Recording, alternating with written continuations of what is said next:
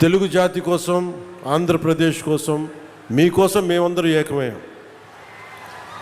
దేనికి నష్టాలైపోతుంది, విభజన జరిగింది, విభజన తర్వాత నష్టపోతూ ఉన్నాం, 10 సంవత్సరాలు నలిగిపోయాం, ఇంకోసారి నలిగిపోకూడదన్న ఉద్దేశంతో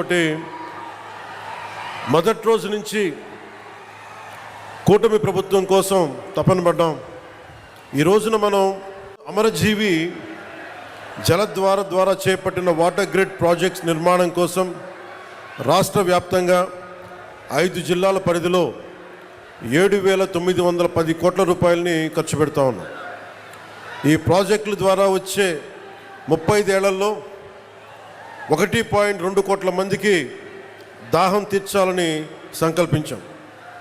ముఖ్యంగా ఉమ్మడి తూర్పు పశ్చిమ గోదావరి జిల్లాల్లో తీర ప్రాంతం వెంబడి నివసించే మత్స్యకార సోదరులకి మేలు చేయాలన్న ఉద్దేశంతో ఎక్కువ తీర ప్రాంతాలను కలిపేలా ఈ ప్రాజెక్ట్ రూపకల్పన జరిగింది.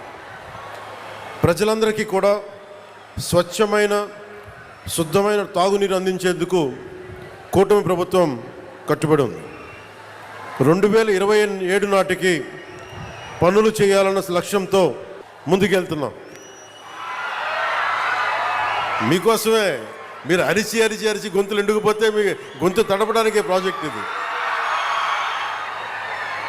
ఇది ప్రత్యేకించి అమరజీవి జలధార అని పెట్టడానికి చాలా కారణం. నాకు చాలా ఇష్టమైన వ్యక్తులు మన తెలుగు నాయకులు ఒకళ్ళు బూర్గుల రామకృష్ణారావు గారు. తెలంగాణ ముఖ్యమంత్రిగా పనిచేసి తెలుగు వారందరూ ఏకం కావాలి అని చెప్పి ముఖ్యమంత్రిగా ఉండి తను స్వచ్ఛందంగా పదవి దిగిపోయి, తెలంగాణ ముఖ్యమంత్రిగా పదవి దిగిపోయి ఆంధ్రప్రదేశ్ ఉమ్మడిగా ఏర్పడటానికి విలీనం చేశారు, త్యాగం చేశారు. ఆయన ఒకరిని ఎప్పుడు స్మరించుకుంటూ ఉంటారు, ఆయన గుండెల్లో ఉంటారు. ఇంకొకరు తెలుగువాడి ఉనికి లేని రోజున మద్రాస్ ప్రెసిడెన్సీలో ఉన్న రోజుల్లో తెలుగువారిని గొల్టీలుగా సంబోధించే సమయంలో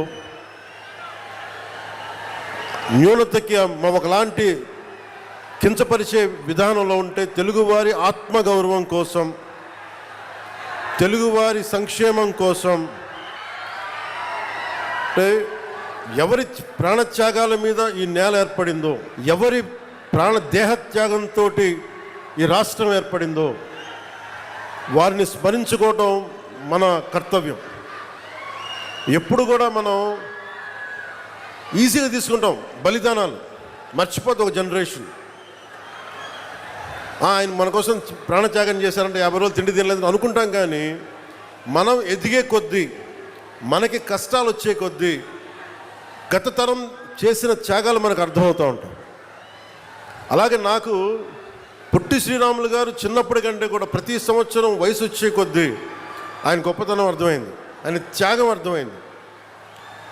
ఒకసారి నాకు ఎంత బాధ కలిగింది అంటే, పొట్టి శ్రీరాములు గారి జయంతి అంటే దండేద్దామంటే ఎక్కడ లేదు ఆయన విగ్రహం. ఎక్కడో ఒక ఆర్య వైశ్య సత్రం దగ్గర ఉంది, అక్కడికి వెళ్దామన్నారు. అక్కడ పెట్టడం ఏంటని అడిగా.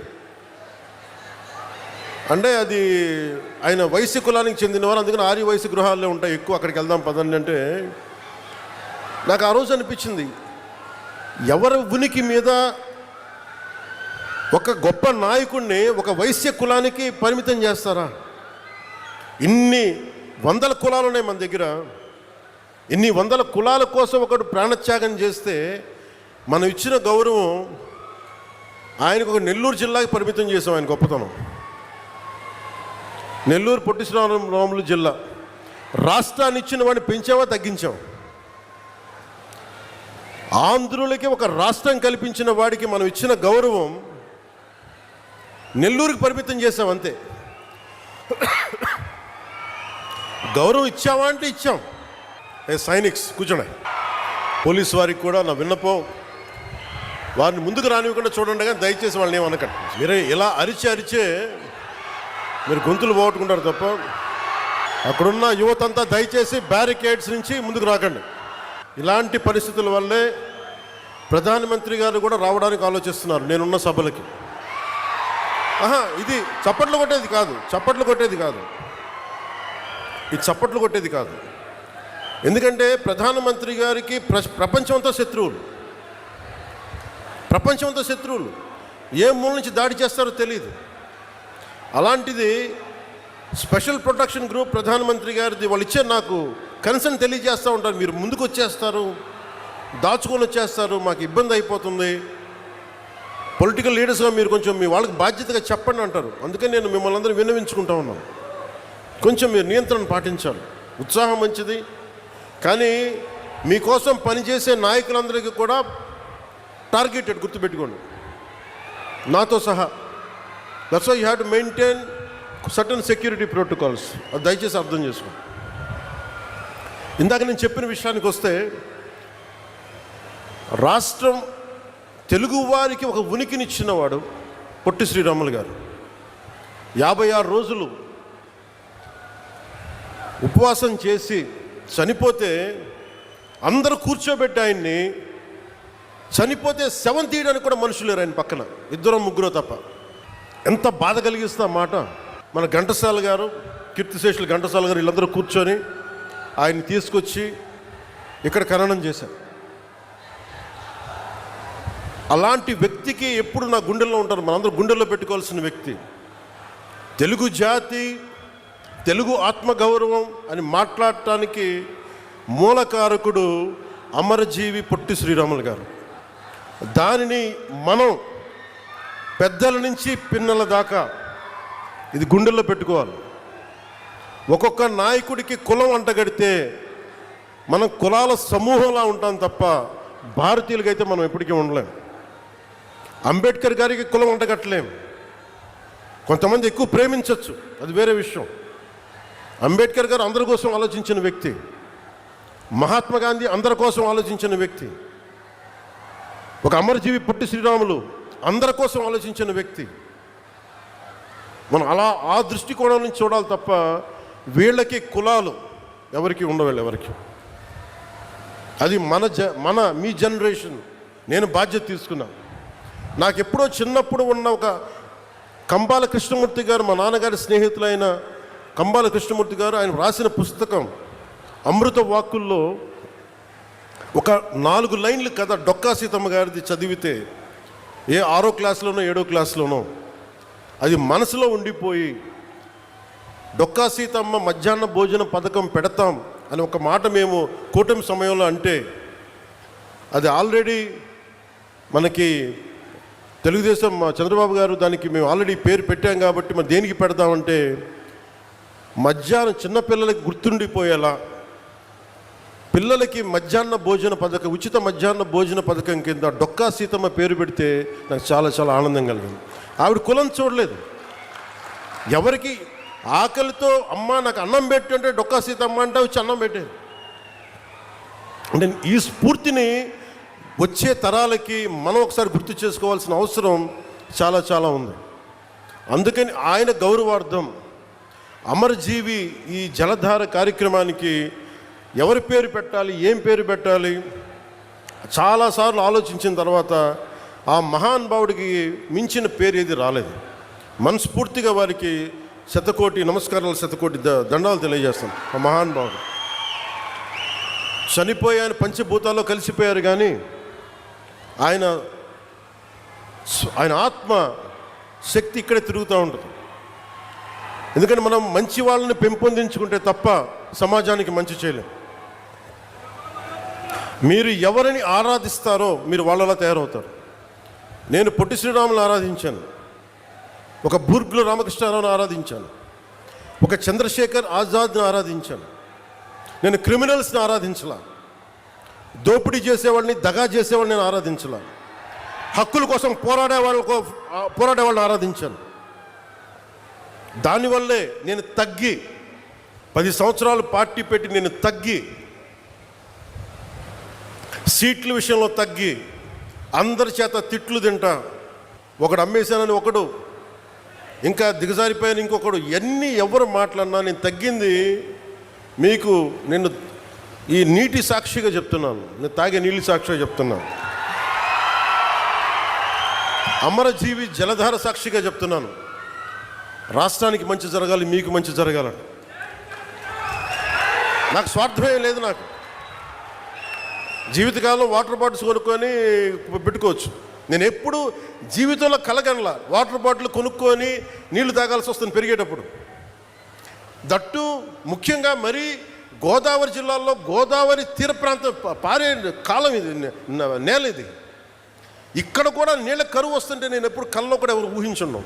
ఒకసారి మీ ఇంట్లో మీ పెద్దల్ని, మీ తాతల్ని, మీ అమ్మల్ని అడగండి, మీ నాన్నగారిని అడగండి, వాళ్ళు చెప్తారు ఎప్పుడు ఊహించున్నాం.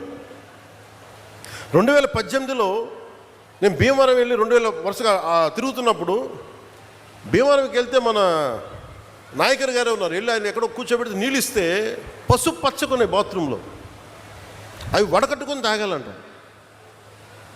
నా తల తిరిగిపోయింది. నాకు ఏమైపోయినాయి అంటే భూగర్భ జలాలు కలుషితం అయిపోయినాయి. ఒకవైపు నిండు నది గోదావరమ్మ పారడం ఏంటి, ఆర్థర్ కాటన్ కట్టిన బ్రిడ్జిలు ఉండి అన్నీ ఉండి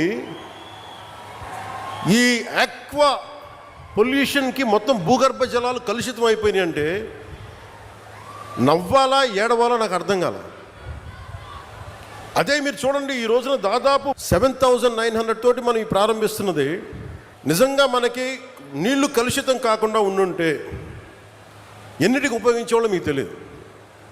మీ పిల్లల భవిష్యత్తుకి, మీ కాలేజీలకి, మీకు ఏదైనా స్కిల్ డెవలప్మెంట్. కానీ నీళ్లు కలుషితం అయిపోయి in the name of development, in the name of commerce ఉన్న ప్రకృతి వనరులను చంపేసుకొని మనం ఈ రోజున వీటి ఖర్చు పెడుతుంటే చాలా బరువు హృదయంతో చెప్తున్నాను, చాలా బాధేస్తుంది. నా కోసం కాదు, మనందరి కోసం. బిడ్డలకి కనీసం ఈరోజు ఢిల్లీలో చూస్తే పొల్యూషన్ వచ్చేస్తుంది. ఒకసారి ఢిల్లీ గాలి పీల్చుకుంటే 20 సిగరెట్లు తాగినంత పొల్యూషన్ మనకి గుండెల్లోకి వెళ్ళిపోద్ది, ఊపిరితిత్తుల్లోకి. నీళ్లు ఇట్లా కలుషితం అయిపోయినాయి. సో అందుకనే నేను జనసేనలో కీలకమైంది పర్యావరణాన్ని పరిరక్షించే అభివృద్ధి ప్రస్థానం ఉండాలని అందుకని ప్రతిపాదించింది నేను. ఇది మనం అర్థం చేసుకోకపోతే ఏమైపోద్దంటే పిల్లలకి మనం ఏమిస్తాం, మీరు అందరూ 1000 కోట్లు ఇవ్వండి, ఆస్తులు ఇవ్వండి, తాగడానికి స్వచ్ఛమైన నీళ్ళు ఇవ్వలేరు, తాగడానికి స్వచ్ఛమైన గాలి అయితే ఇవ్వలేరు. అందుకని ఇది మనందరి బాధ్యత ఇదంతా. సో దాన్ని ప్రధానమంత్రి గారు ఈ రోజున మనకి ఇంత 1000 కోట్లు వచ్చినాయి అంటే ముందుగా మనం కృతజ్ఞత చెప్పుకోవాల్సింది ఒకే ఒక వ్యక్తి, గౌరవ ప్రధాని శ్రీ నరేంద్ర మోదీ గారు. ఎక్కడో ఢిల్లీలో కూర్చొని ఆయన ఇక్కడ కూర్చొని మన గోదావరి జిల్లాలకు సంబంధించి, ఆంధ్రప్రదేశ్ నలుమూలల జిల్లాలకు సంబంధించి ఈ నీటి శుద్ధి చేసిన నీళ్ళు ఇవ్వాలన్న ఒక ఆలోచన ఈరోజు ఇంత బడ్జెట్ ఇచ్చింది. ఇది జేజీఎం, జల్ జీవన్ మిషన్. దీనికి ఇన్ని 1000 కోట్లు ఇచ్చారు. ఎందుకు లేట్ అయింది మీరు మాట్లాడితే మొన్న ఈ మధ్యన ప్రతిపక్షం లేని గత కాలపు ముఖ్యమంత్రి వారి పార్టీ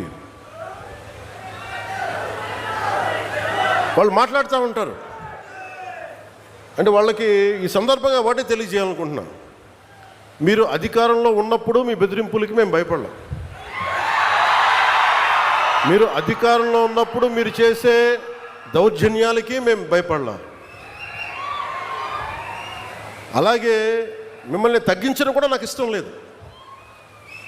కానీ మీరు బాధ్యతగా మెలగకుండా ఒక్కొక్కరిని చంపేస్తాం, మళ్ళీ మేము వస్తాం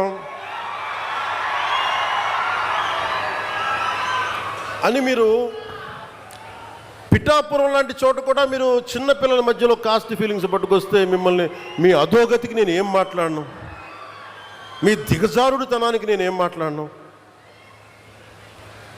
ప్రకృతిని ప్రేమించేవాడు, తల్లిదండ్రులను గౌరవించేవాడు చేసే పనులా ఇవి?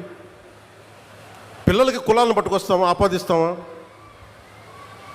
వేరే దారులు లేవా మీకు పాలిటిక్స్ గురించి మాట్లాడడానికి? సిగ్గుందా ఒక్కొక్కరికి అలా చేసే వాళ్ళకి? మాకు నోరు లేదనుకుంటున్నారా?